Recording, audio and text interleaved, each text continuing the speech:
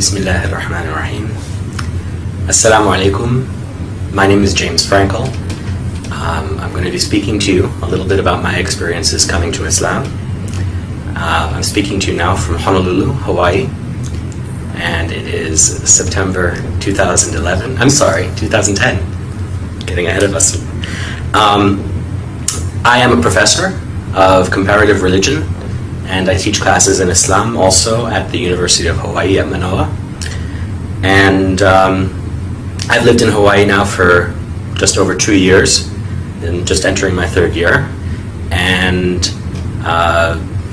some brothers asked me if I could speak about my experiences, so hopefully, inshallah, I can do this today, and if this is helpful to anybody, may Allah give us all hidayah. As I said, I came to Hawaii 2 years ago.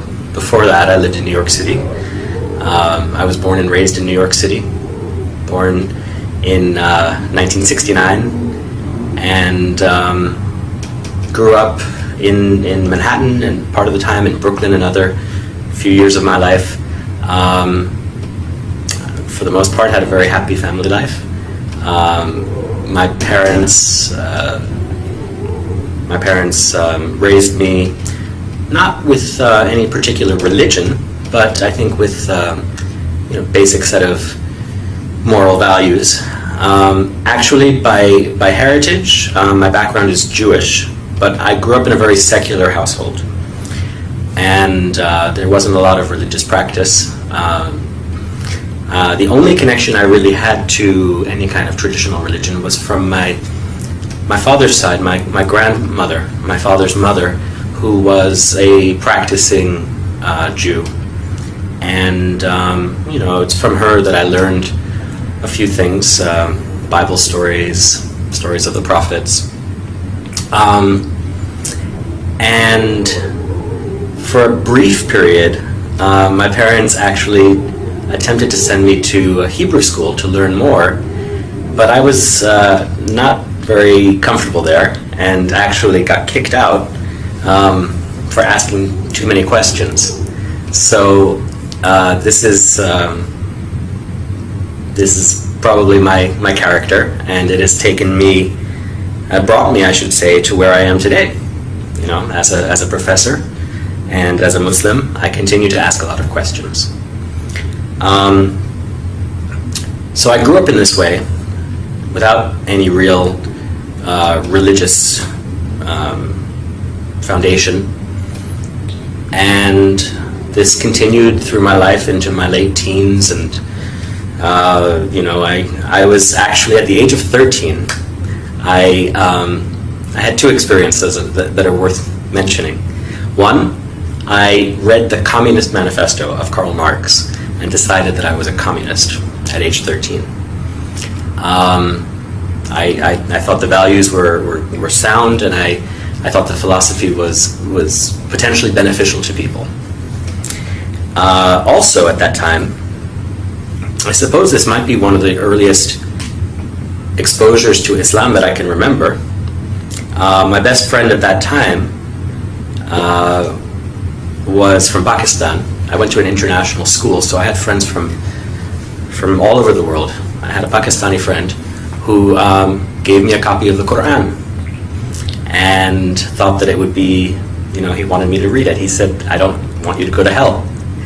And of course, at that time in my life, thoughts of hell or heaven were not really in my consciousness. And I think I took the book and put it on my shelf, and there it stayed for many years without being opened. A couple of years later, I think I became quite disillusioned as I learned more about the way that communism was actually practiced in many countries in the world. And so I gave up that philosophy as well. And it really wasn't until I entered university that I began to ask the questions that would lead me directly onto this path. I think as a child I was always thoughtful and always wondered about the meaning of life, and those basic questions of why we're here and where we're going, why we suffer. All of those things were always present in my mind even as a child. But as I got older and when I went to university, I focused a lot more on my studies until I had a particular experience. You remember the grandmother that I mentioned before? When I was in university, I was living in Washington, D.C., and I got a phone call from my cousin who was going to school in Maryland. And it was a surprise visit from my grandparents and my aunt and another cousin, and they took me out for dinner. And I spent the evening basically just talking to my grandmother. I told her about my plans to start studying Chinese, which I was doing at the time. I told her about my plans to move back to New York, to transfer to Columbia University. And it was almost as if I saw her and she was giving me her blessing on all of these various decisions that I was making in my life as a young adult. At the end of the evening, I was walking her to her car, and in the parking lot of this restaurant, she turned her ankle and she tripped. And I asked her, "Grandma, are you okay?" And she said, "Don't worry about me, just worry about yourself." Okay, I thought. And then I continued to walk with her to the car. I opened the door, she got in, I kissed her goodnight, and I said, "Well, I guess the next time I'll see you will be for Thanksgiving when I come back to New York." And she said to me, "God willing." And okay, I didn't think much of it at the time. I closed the door and off they drove. My cousin took me back to my dormitory, and I went to bed. And early the next morning, I got a phone call, and it was my cousin. And I asked him why he was calling so early. And he said, there was no other way to say it. He said, "Grandma died." I said, "Really?" I thought he was joking, maybe.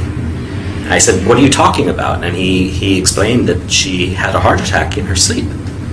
And of course, her final words to me, were echoing in my ears. I said, "I'll see you soon." And she said, "God willing." And I said, "Are you okay?" And she said, "Take care of yourself." So to this day, it was an unexpected visit, and of course an unexpected departure for her. And to this day, I can only wonder, about the meaning of that encounter with my grandmother, who, of course, as I said, was my only link to traditional religion. I went back to New York for the funeral, and it was a traditional Jewish funeral. And the rabbi who was giving the eulogy spoke about my grandmother and said, "Sarah was a rare treasure," he said. "She was like a jewel, and now God has taken this treasure back to him." I said, "Okay." That's what rabbis would say. When the rabbi came to my grandfather's house to pay his respects, I wanted to ask him some questions. I wanted to ask him questions about certain practices that are practiced in a Jewish home at the time of someone's death. And he told me, "Don't worry about those things." He said, "That's just tradition." I said, "Okay, then how about this? In your sermon, you said that my grandmother, I don't know how well you knew her, but you said that she was taken by God. So where is she? And for that matter, where will I go? Where will you go? Where do any of us go? And why are we here?" And all of those questions that well up in the human heart. And the rabbi, I remember very clearly, he looked at his watch and he said, "I have to go." And I don't think that he realized how angry that made me. I also don't think that he realized at that time that he set me on a course that would lead me to where I am today. Because I became very interested in those questions. And at first I thought I would try to answer those questions, paying respect to my grandmother's memory. I would try to find a Jewish community where I could answer those questions. But the communities that I found, and again, I was just 18 or 19 years old at the time, the communities that I found were not satisfactory to me. And I asked the question which I had asked many times as a child, is God only the God of the Jews? There are only 20 million Jews in the world, and yet there are billions and billions of other people. God created them also, right? So I began to study on my own. I began to read the Bible. And that summer, when I was in England, I was there for an internship. There were some Christians, some evangelical Christians, who sort of approached me and wanted to socialize. Of course, they also wanted me to accept their faith. I thought, okay, why not try Christianity? I've never really thought about it. And in reading the Bible, I came to develop a very strong feeling of love and respect for Jesus. But that extra leap that they wanted me to make to accept Jesus as my Lord and my Savior was not one that I could do. Jesus for me was more like a big brother. Jesus for me was more like a teacher. Jesus for me was a Jew. And I couldn't accept the claims that they were making about him. But as I said, I did develop a very strong feeling of affection towards him. I thought, okay, I'm not going to find any answers to my questions. On my own, I studied other things. I studied Eastern philosophies, Buddhism. I read the Upanishads. I studied Western philosophies, particularly Greek and Roman Stoic philosophy. But nothing really was answering the profound questions that I had. And one day, I was back in New York, just before I began my semester at my new school. And I was at Times Square, and this was back in the early 1990s. So Times Square was very different than it is today. It was much more seedy, kind of raw place. There were drug addicts and prostitutes, and there were all sorts of religious preachers. And I remember speaking to one guy. I always love to talk to people about religion, often as a skeptic. And there was one guy who was a Jew for Jesus. And he was telling me what he believed, and I'd heard it before. To me, it was basically Christianity. And he asked me if I would pray with him. And I said, I'm sorry, I don't believe what you believe. He said, do you believe in God? And I said, I think I do. And he said, then pray with me. We'll just pray to God. And he put his hand on my shoulder, closed his eyes, and started speaking to the Father. And with his eyes closed, I started to look around at where I was, and I saw at the other corner these men with long black beards, white robes, jalabiya, white turbans. They were African or African American, but they looked like they had walked right off the pages of the Bible.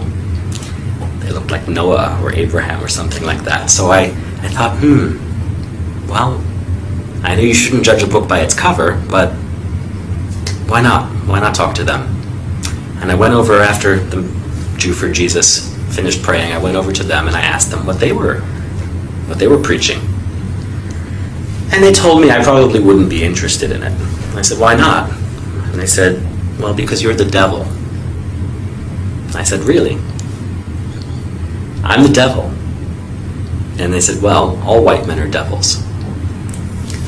And I said, if I'm the devil, let me just ask you this one question. If I am the devil, why am I so thirsty to know God? And they explained to me that even the devil believes in God. And I asked them, I said, where did you get this knowledge? I actually knew, I had written a paper in college about Malcolm X and the Nation of Islam. And so I understood that they were probably some derivative of that black nationalist movement. But I asked them what their source was for this claim of my satanic nature. And they gave me some verses from the Bible, Book of Daniel, I think. And I said, no. If I want the Bible, I can go down the street to the Jew for Jesus. or to some other Christian, what about your book? Don't you read the Quran? And they said yes. And so they gave me some verse to read from Surat Al-Kahf. And I took it home. I took home the paper that I wrote it on, and immediately I went up to my bookshelf where I had the Quran that was given to me about 6 years earlier by my friend Mansour. And I started reading. I looked for the passage that they had directed me to, and of course I read it, and there was no indication there that I was the devil or that any other white person was the devil. But since I started reading, I went to the beginning of the book, and I just began to read. And I read, and I read, and I read until I fell asleep with the book in my hands.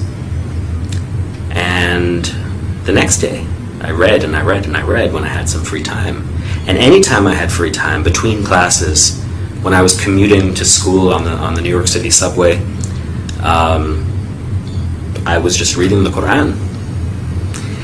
And it moved me in a way that other books hadn't. Certainly in a way that the Bible didn't. The Quran's directness and the fact that the Lord of the worlds, right, the Creator, as the book describes the author, is speaking directly to you at times, very direct way, very intimately. It moved me in a way that I had not felt before, and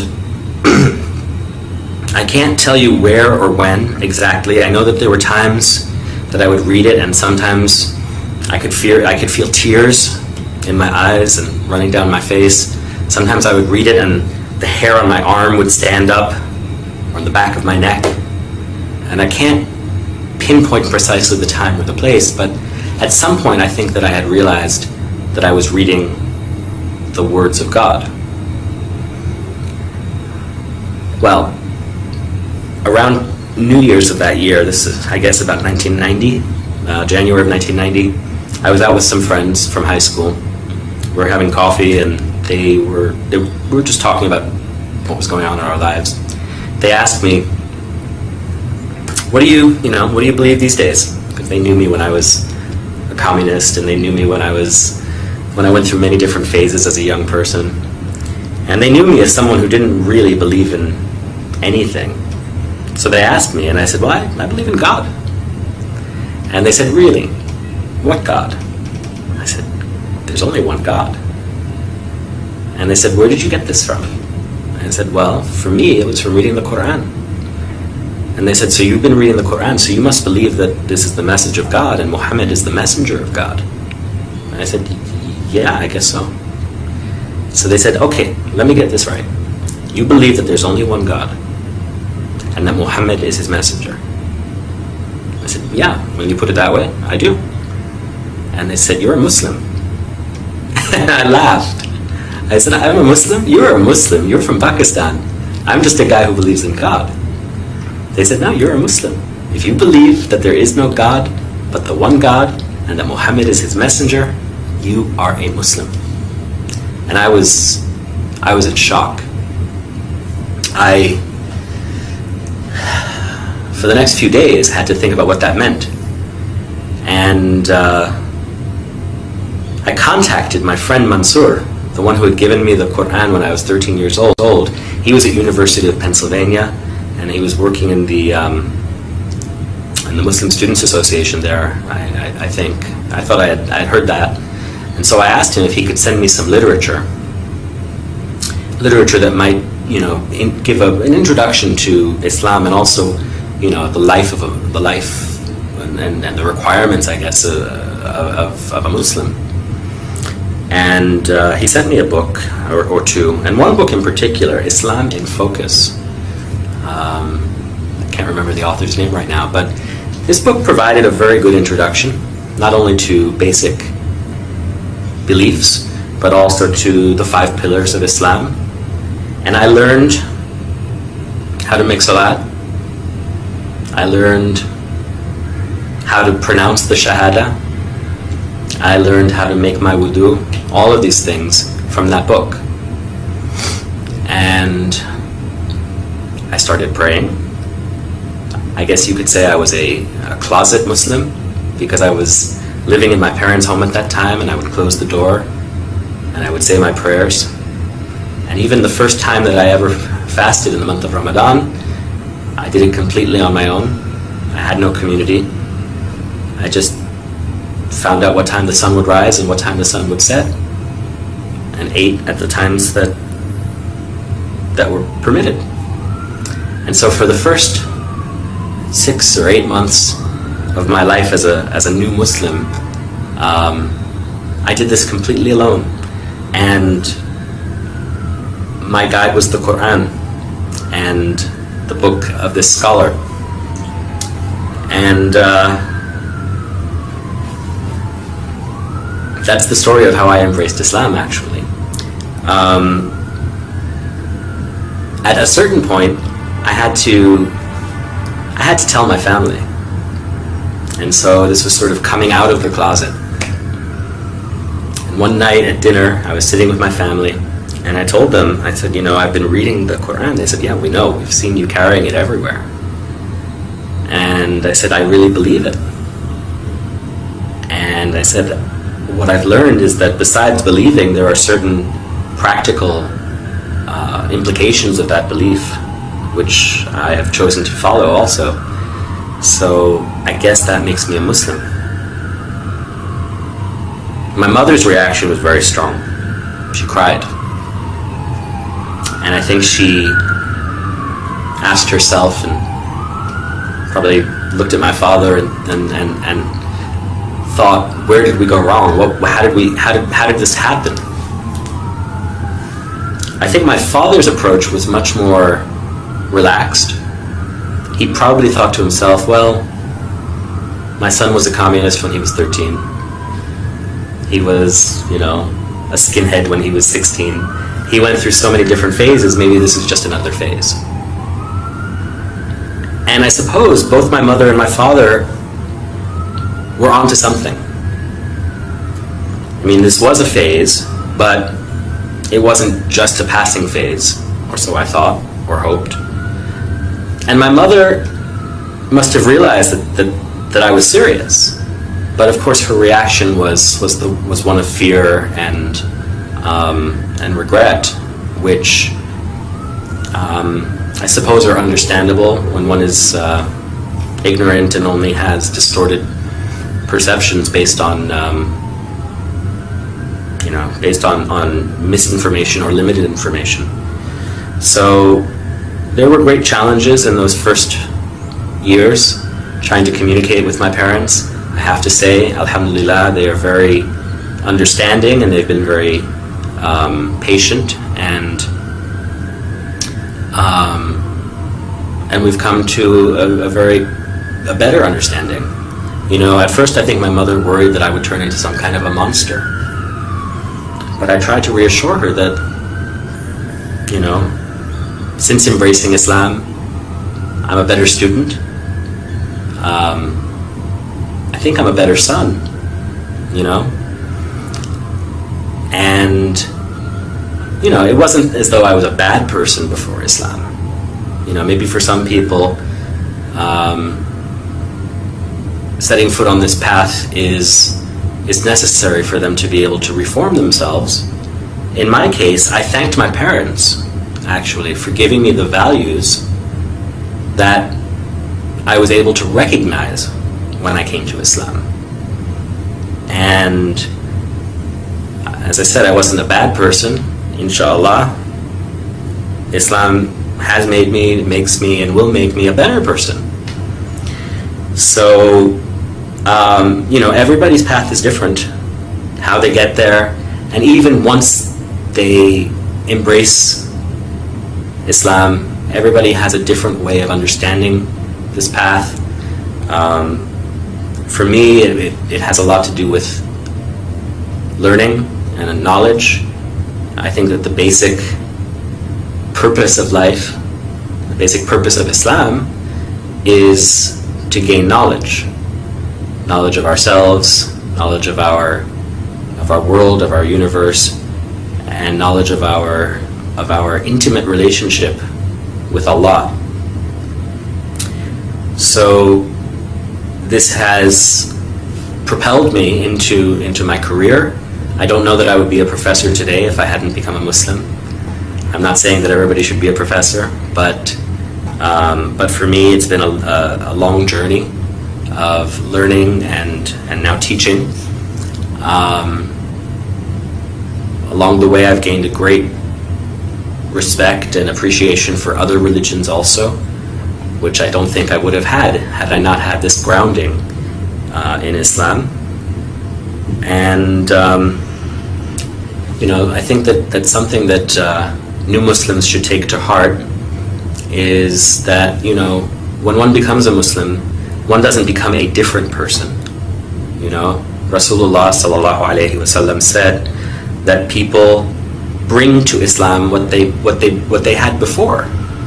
So even among his companions, there were people who had special talents or challenges, and these are ones that they would have to continue to work with or to work on after entering the path.